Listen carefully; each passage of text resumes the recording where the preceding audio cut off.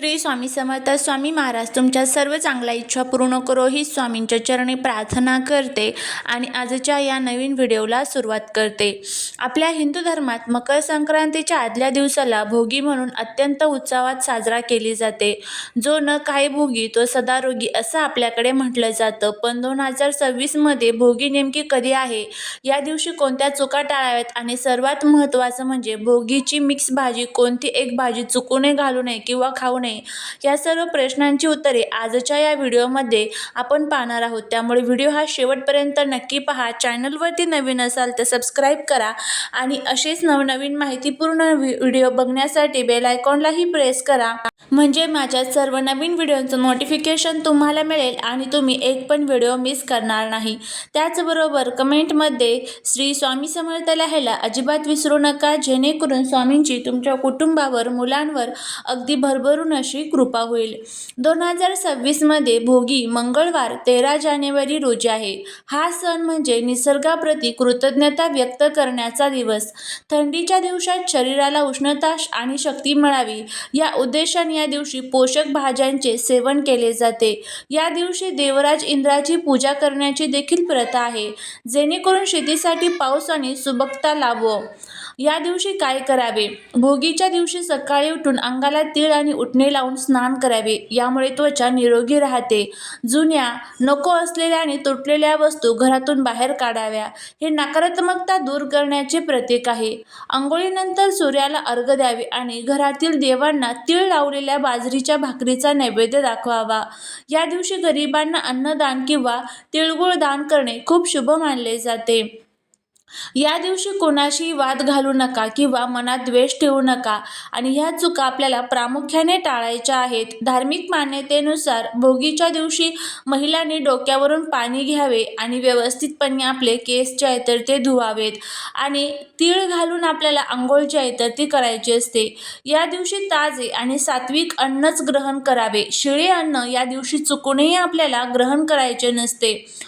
भोगीची भाजी म्हणजे हिवाळ्यातील सर्व ताज्या भाज्यांचा खजिना. यामध्ये खालील भाज्यांचा समावेश असतो. त्यामध्ये आपण वांगी, ओला हरभरा, घेवडा, पापडी, गाजर, वटाणा, पावटा, शेंगदाणे आणि बोरे, तीळ, ओले खोबरे आणि गूळ आणि या सर्व भाज्या ज्या आहेत तर त्या एकत्र करून आपण ही भाजी जी आहे तर ती भोगीची तयार करत असतो. ही भाजी बनवताना खूप जास्त तिखट किंवा मसाले वापरू नयेत. यात तीळ आणि शेंगदाण्याचा कूट मुबलक वापरावा, कारण ते आरोग्यासाठी उष्ण आणि गुणकारी असतात. तसेच कांदा लसूण टाळून ही भाजी केल्यास ती अधिक सात्विक आणि नैवेद्यासाठी योग्य ठरत असते. भोगी हा सण केवळ खाण्यापिण्यापुरता मर्यादित नसून त्यामागे अनेक धार्मिक, वैज्ञानिक आणि सांस्कृतिक कारणे आहेत. भोगी हा दिवस प्रामुख्याने देवराज इंद्राला समर्पित असतो. आपल्या हिंदू धर्मग्रंथानुसार चांगल्या पावसासाठी आणि सुबकतेसाठी या दिवशी इंद्राची प्रार्थना केली जाते. शेतकरी आपल्या पिकलेल्या पिकांचा अंश देवाचरणी अर्पण करतात, म्हणून याला भोगी असे म्हणतात. भोगी म्हणजे जो भोग, सुखसुविधा घेतो, पण हा उपभोग सात्विक स्वरूपाचा असतो. थंडीच्या काळात निसर्गाकडून मिळालेल्या उत्तम फळभाज्या आणि धान्यांचा आनंद घेणे हा या मागचा मूळ उद्देश आहे. जो न काही भोगी तो सदारोगी ही म्हणच याच आरोग्याशी संबंधित आपल्याला सांगितली जाते. जानेवारी महिन्यात कडाक्याची थंडी असते. बाजरी, तीळ, शेंगदाणे आणि गूळ हे सर्व पदार्थ उष्ण प्रकृतीचे असतात आणि ते शरीराला अंतर्गत उष्णता देतात आणि थंडीपासून संरक्षण करतात. त्यामुळे ही भाजी बनवली जाते.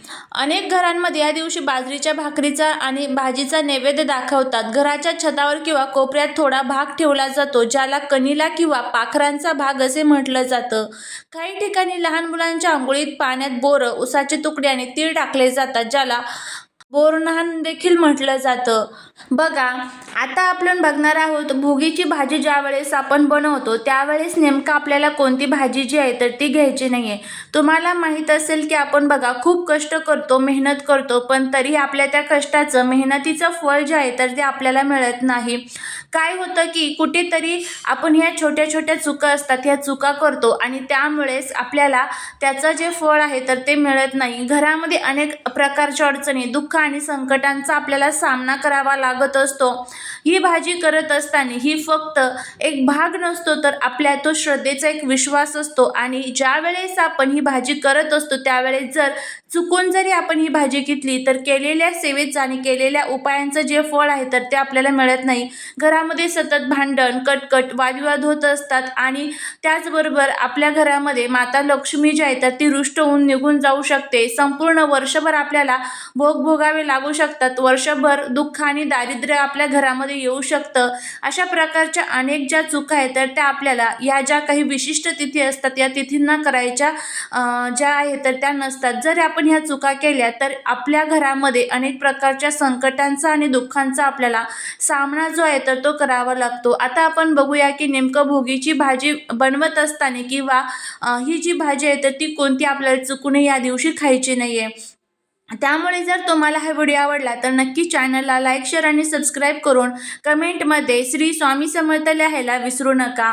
बघा, आपल्या धर्मग्रंथांमध्ये भोगीच्या दिवशी ही भाजी जर आपण खाल्ली तर याचे अनेक दोष जे आहेत तर ते आपल्याला सांगितलेले असतात आणि यामुळे राहू केतूचं प्रतीक जे आहे तर ती ही भाजी मानली जाते. भोगी हा दिवस समृद्धी आणि सात्विकतेचा आहे. जर या दिवशी या भाजीचं सेवन केलं तर घरामध्ये नकारात्मक ऊर्जा प्रवेश करते. असं म्हटलं जातं की जे लोक या दिवशी नियमांचे उल्लंघन करतात त्यांच्या घरातून लक्ष्मी निघून जाते आणि माता लक्ष्मी घराचा त्याग करते. आणि त्याचबरोबर तामसिक गुणधर्म असलेल्या ह्या भाज्या जर आपण घरामध्ये खाल्ल्या तर घराची पवित्रता भंग होते आणि परिणामी आर्थिक चणचण आणि कामात अडथळे जे आहेत तर ते निर्माण होत असतात. या दिवशी भोगीची भाजी खाली तर शरीराच्या समस्या दूर तर होताच, पण त्याचबरोबर जी ही भाजी आहे तर ही जर आपण घेतली तर शरीराच्या शुद्धीकरणासाठी ही भाजी जी आहे तर ती हानिकारक मानली जाते. थंडीच्या दिवसात इतर उष्ण भाज्यांसोबत हे खाल्ल्यास पचनाचे गंभीर विकार जडू शकतात. त्यामुळे आपल्याला ही भाजी जी आहे तर ती खायची नाही. तर कोणती भाजी आपल्याला खायची नाही तर सर्वात महत्त्वाचं म्हणजे मुळा जो आहे तर तो मुळा आपल्याला या दिवशी चुकूनही खायचा नाही. जर तुम्ही मुळा खाल्ला तर तामसिक अन्नांमध्ये मनात विचलितपणा आणि चिडचिडपणा वाढते, ज्यामुळे कुटुंबात कलह निर्माण होतात. विशिष्ट तिथींना काही भाज्या खाणे गोमांस खाण्यासारखे मानले जाते. त्यात मुळ्याचा उल्लेख काही विशिष्ट व्रतांच्या दिवशी वर्ज्य मानतात. इंद्र हा स्वर्गाचा राजा आणि समृद्धीचा देव आहे. त्याला अर्पण करण्याच्या नैवेद्यात केवळ त्या काळात जमिनीवर येणाऱ्या आणि पवित्र मानल्या जाणाऱ्या शेंगा आणि फळभाज्यांचा समावेश असावा असा संकेत आहे. मुळा हा जमिनीच्या खाली येतो आणि तो अशुद्ध श्रेणीत काही ठिकाणी भरला जातो, म्हणून तो टाळावा. भोगीची मिक्स भाजी करताना आपण सर्व भाज्या आवडीने आणतो, पण लक्षात ठेवा, एक चूक तुमची वर्षभराची भरभराट रोखू शकते. शास्त्रानुसार भोगीच्या दिवशी मुळा खाणे म्हणजे दारिद्र्याला आमंत्रण देण्यासारखे आहे. मुळ्याला राहू अंश मानले गेले आहे.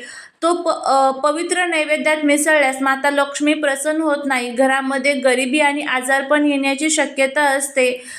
त्यामुळे आपली परंपरा टिकवण्यासाठी आणि देवांचा आशीर्वाद मिळवण्यासाठी मुळ्याचा वापर चुकूनही आपल्याला आपले भोगीची भाजी करत असताना जे आहे तर ते आपल्याला करायचं नाही. किंवा बघा, काही ठिकाणी काय करतात की भाजी बरोबर आपण थोड्याशा मुळ्याच्या जे आहे तर ते कट करून आपण तो खात असतो, पण असा सुद्धा मुळा आपल्याला या दिवशी जो आहे तर तो खायचा नाही. जर आपण हा मुळा खाल्ला तर याचे दोष आपल्याला भोगावे लागणार.